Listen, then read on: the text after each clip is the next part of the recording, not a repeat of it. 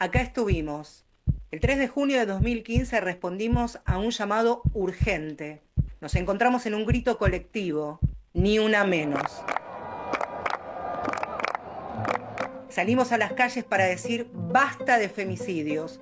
Fuimos una marea que abrazó a las sobrevivientes, a las familias, a vos, a mí, a todas.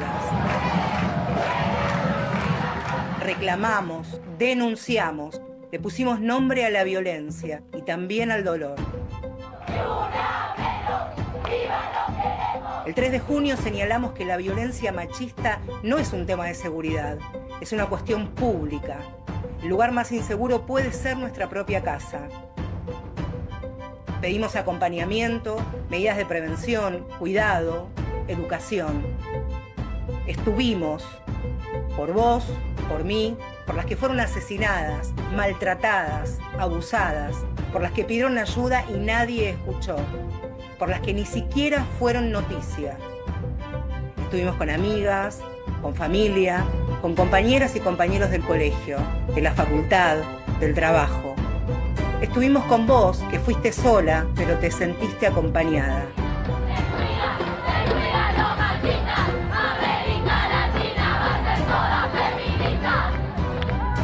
Pasaron 10 años. El 3 de junio no es una efeméride, es una herida abierta. Hoy en la Argentina asesinan a una mujer cada 26 horas. La desigualdad persiste, aunque algunos pretendan negarla. Acá estaremos. Las redes de mujeres resisten. Nuestro compromiso es no retroceder. 10 años después, seguimos unidas. Porque nos siguen matando y nos queremos vivas.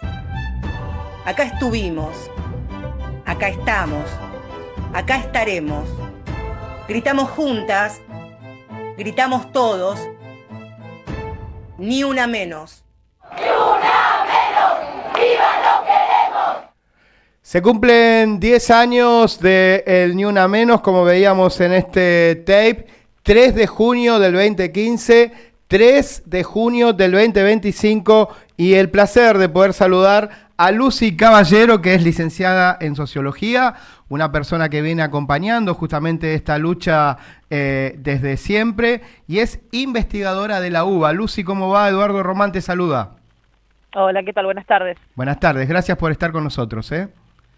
No, por favor. Bueno, primera reflexión a estos 10 años, ¿no? Sabido es que mañana hay una concentración muy importante en este miércoles tan especial, pero te queríamos escuchar.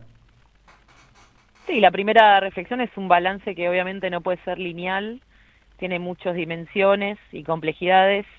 Por un lado, el inicio de un ciclo de movilizaciones que fue global, que no solamente estuvo en Argentina, el nacimiento de miles de colectivas con una composición muy capilar en sindicatos, en universidades, en escuelas, grupos en distintas provincias, el cambio en una sensibilidad social y el cambio en los umbrales de tolerancia frente a las violencias, ¿no?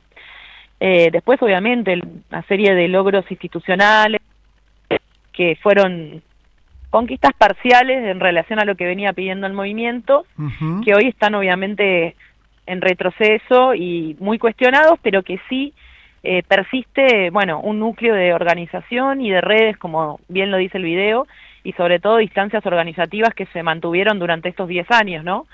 Si mañana hay una movilización, tiene que ver con que persiste un movimiento organizado que tiene capacidad de enunciación política. ¿Qué esperamos para mañana en esta movilización a 10 años, cuando justamente mañana se juntan un montón de reclamos, ¿no?, al gobierno de Milei? Bueno, en primer lugar, obviamente, una movilización multisectorial, por supuesto con la presencia de las demandas específicas del movimiento, pero que el gesto tiene que ver con solidarizarnos con colectivos de jubiladas y jubiladas que sí viene siendo reprimido y que explica un tercio del ajuste que está aplicando este gobierno, así que esperamos una movilización masiva. Totalmente, y hay que ver qué es lo que pasa, porque lamentablemente el gobierno de Milei y Patricia Bullrich tiene por deporte reprimir a la gente todos los miércoles, ¿no? Sí, justamente eso es lo que estamos tratando de evitar, ¿no? Sí. Total. Abrazar de solidaridad esa lucha para que justamente no sea un momento de represión. En el análisis de los datos, de cómo todavía siguen muriendo en promedio una mujer y un poco más en relación a cada día, no es que llegan a 2 víctimas por día, pero supera ampliamente el promedio una víctima por día. ¿Qué es lo que se puede estar planteando de lo que pasó en estos 10 años? Alguien diría, bueno, si no hubiera habido concientización, quizá podría haber sido peor, pero no bajan los valores, ¿no? No bajan los números de la estadística, sigue siendo muy dura. Es un problema estructural que tiene muchísimos años de antigüedad y es una cifra que en general en todas las sociedades se mantiene estable con mínimas variaciones. Hubo momentos en que bajó aproximadamente un 20% hace 2 años atrás. Ahora vemos un leve incremento, pero hay una estabilidad en las cifras que no pueden ser el único indicador de eficacia, ¿no? Porque hay un montón de otras cuestiones que tienen que ver con que el movimiento va desarmando a partir de su cuestionamiento. Digamos, el femicidio es el caso de violencia extrema, ¿no? Es un caso de violencia extrema, pero hay un montón de otras situaciones que tienen que ver con la denuncia de abusos, de violencias, en las cuales el movimiento ha aportado a un proceso muy grande de organización, ¿no? Pero sí, las cifras se mantienen estables porque es una problemática estructural. Total. Que en ningún lado llegó a cero, ¿no? Uh-huh. Hay que decir que el desmantelamiento de alguna política pública hace que en este momento no haya desde el Estado Nacional nada que esté trabajando en el sentido de proteger a las mujeres, ¿no?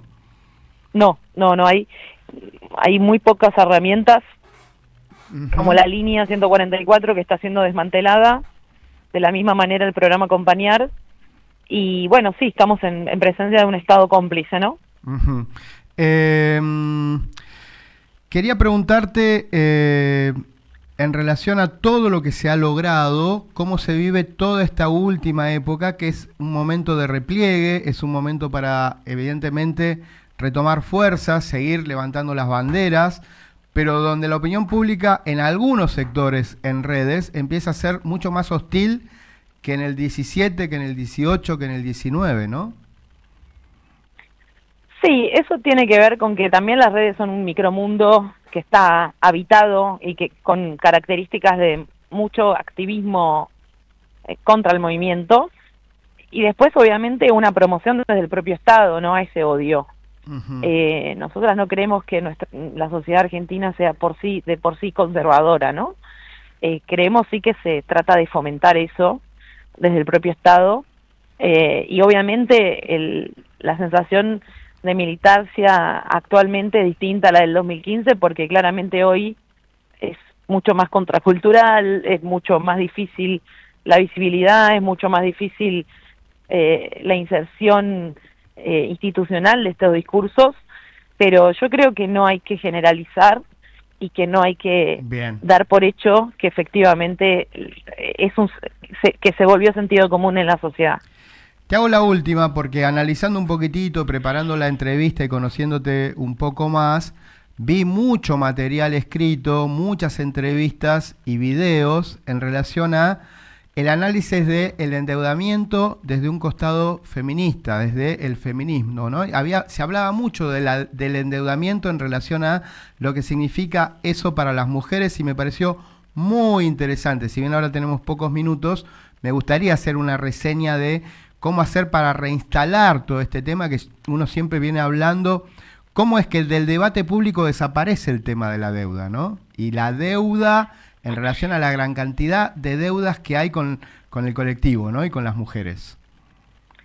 Sí, efectivamente, eso es un logro también del movimiento argentino, ¿no? Poner esa discusión en primer lugar. Muchas de las consignas de movilización de estos años ¿sí? Tuvieron que ver con mostrar justamente el antagonismo muy concreto que hay con la posibilidad de ejercer o de garantizar derechos para las mujeres cuando el Estado está endeudado, y sobre todo con organismos internacionales de crédito que implican condicionalidades de ajuste, que en general lo que termina sucediendo es que cuando el Estado se retira de inversión en salud o educación, eso se transforma en más trabajo no remunerado, en mayor trabajo precarizado. Entonces hay una mirada claramente con esa perspectiva para analizar los impactos de la deuda. Bien, bien. Bueno, mucha fuerza, mucho para mañana, mucho todo, para que esté todo bien, y desde acá un gran abrazo. Un abrazo, gracias por el espacio, hasta luego. Bueno, vamos con temita musical y últimos minutitos, vamos a seguir un poquitito más en el streaming, sobre todo con los muchachos de deporte, porque no quiero desquedarme. Quiero hablar de lo de Newell's también, porque me parece que es un gran tema. Kevin Johansen, Desde que te perdí.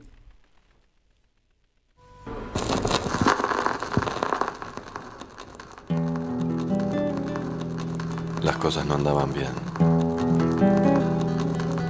Nada me salía. Mi vida era un túnel sin salida. Pero desde que te perdí, se están enamorando todas de mí. Y hasta algunas me quieren convencer que con ellas podría ser feliz.